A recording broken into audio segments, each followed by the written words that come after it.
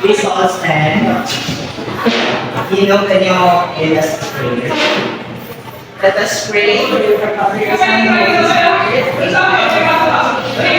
Lord, be praised, amazing day you give to us, so that we may Jesus, Amen. So once again, good morning, class. Good morning, sir. How are you today?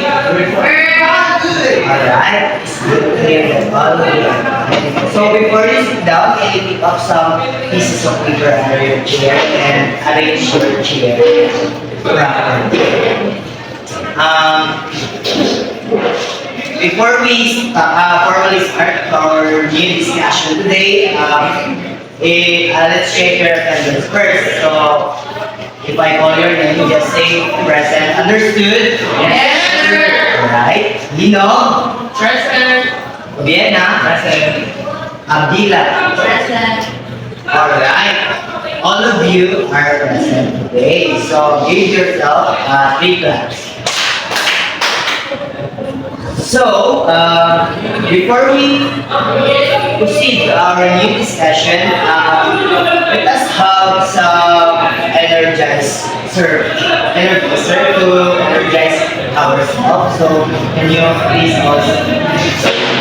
So, just follow me, class. Okay. So, first step. And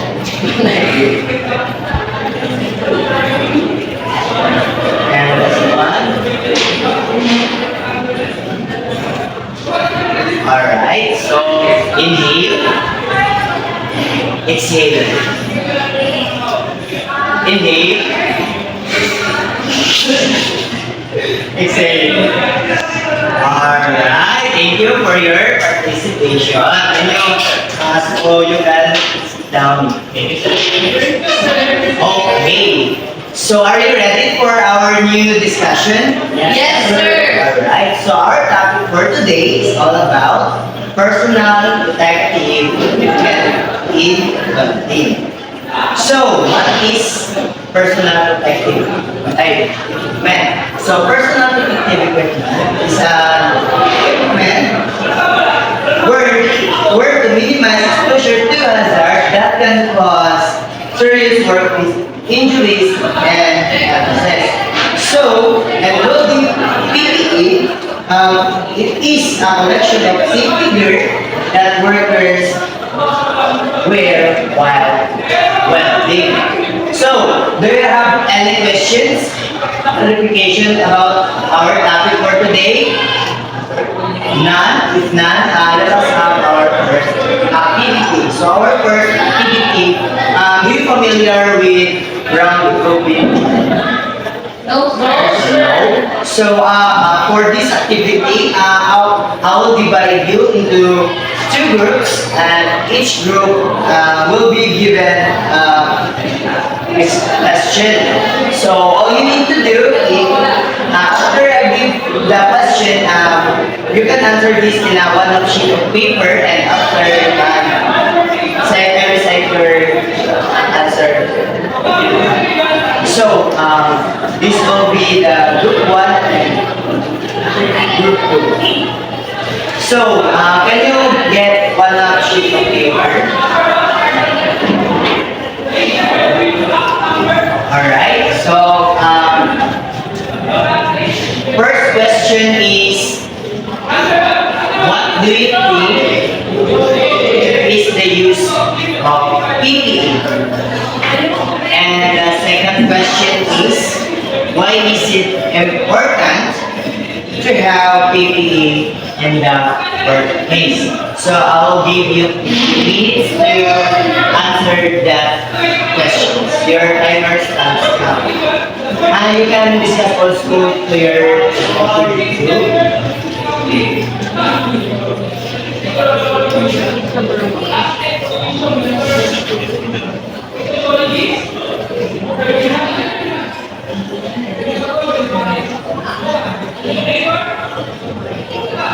That's 5 minutes.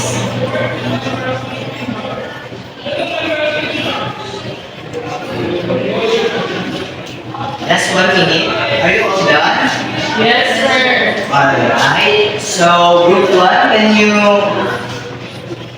please come in front? Can you share your answer to our class?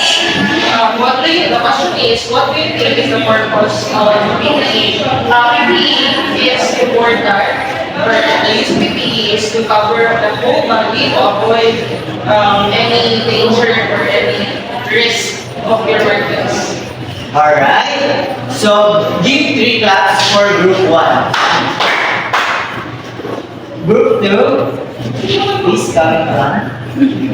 The question is, why is it important to use PPE? So I think it is important because it is important for us to be safe and to prevent hazard in the workplace.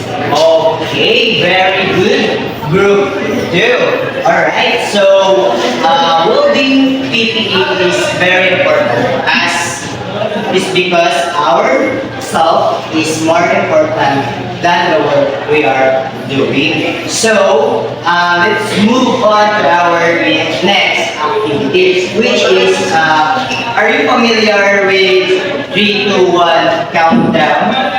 No, sir. No. So for this activity, can we get one whole sheet of paper? Alright, so for this activity, can you list down 3 things you didn't know before about the topic PPE in welding? And 2 things that surprise you about this topic, and how can you apply this knowledge in a real life situation? Understood? Alright, I'll give you 10 minutes to answer that. If you have any questions, please ask me.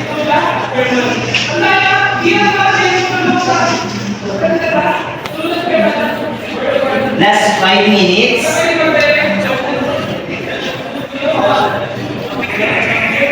Time is up. Pass your paper forward.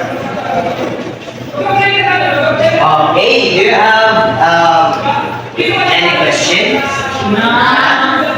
Alright, so let's move forward to our last activity, which is 1 minute paper.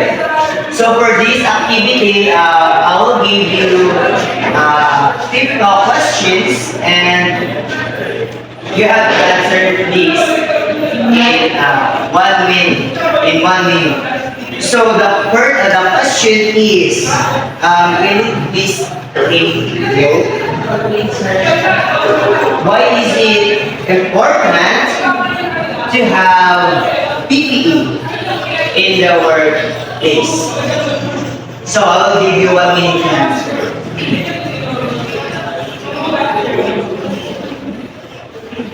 Time is up. Pass your paper. So, do you have any questions, clarifications regarding our topic for today? If none, so please all stand. Nino, can you lead us the closing prayer? Let us pray. Dear Lord, thank you for this day. As we go to our home, please guide us. So that we may Jesus our Savior. Amen. So that's all for today. Goodbye, class. Good.